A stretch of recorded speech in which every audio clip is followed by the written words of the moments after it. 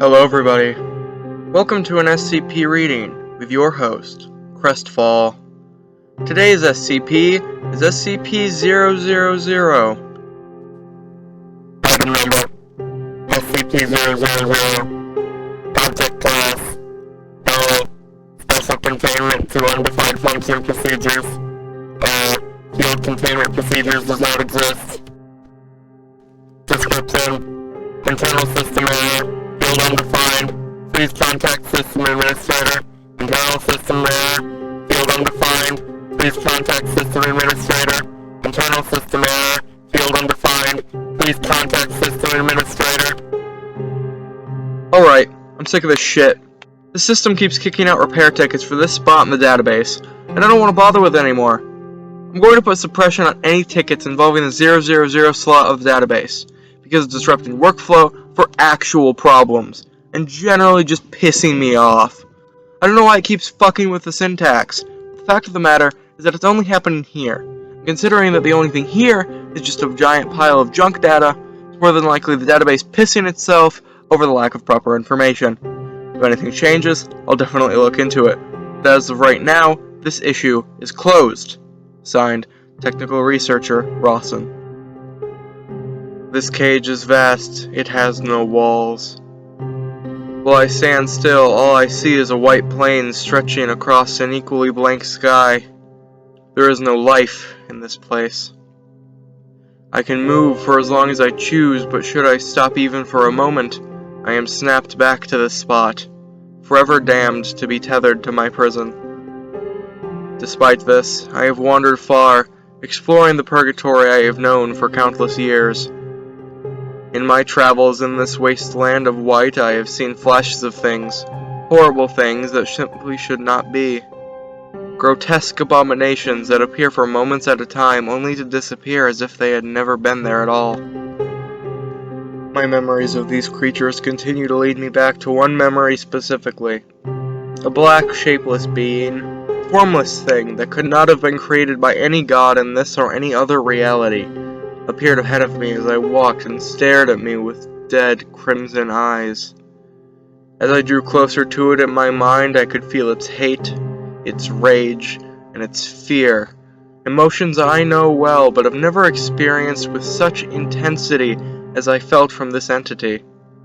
As quickly as it came, it disappeared, and for a brief moment I swore I could see its twisted maw speak a word. In utterance I have yet to understand in content and context. Foundation. I have puzzled over the meaning of this word, this final message of a nightmare creature whom I have not seen since. I have tried to approach the other flashes in hope of learning more about this word, but I am barely able to comprehend their appearance before the creatures disappear back into the void from which they were spawned. It has made me wonder, what are these creatures? Where do they come from? Where do I come from? How did I get to this place? How do I get out of this place? These questions remain unanswered, and I fear they may never be answered, the thought of which serves only to drive me mad. It is curious that the other effect of the chance encounter has proven far more productive. Prior to this, I was unaware that I possessed a mouth, or vocal cords, or any mechanism to make noise. Though I knew I drew breath, the emptiness around me provided surprisingly little auditory feedback when the air rushed into my lungs. Despite this, sound was not only possible, but now almost inviting. After hearing the wretched words spoken to me out loud, I felt it was my duty, no, my right, to destroy the silence I had known for so very, very long. What began as a whisper barely audible grew and grew as I became more and more emboldened by my newfound abilities.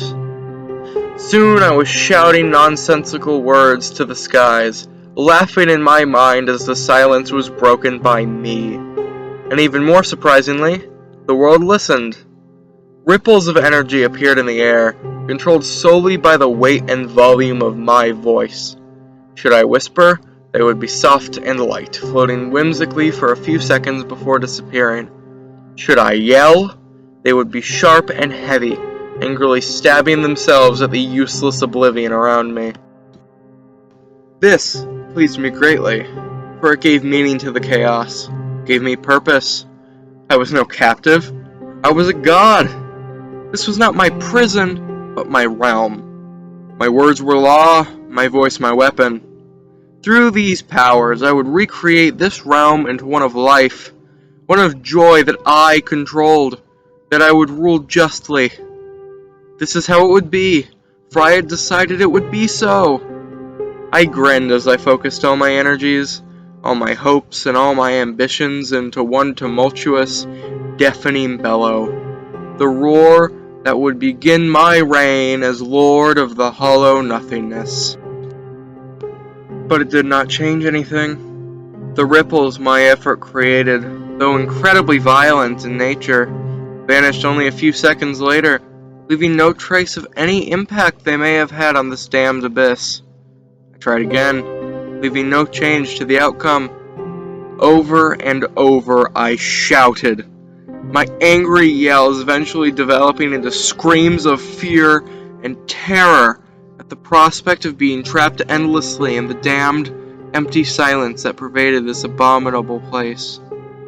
I screamed and screamed until I could not scream anymore, at which point my only other option was to weep. It was not fair.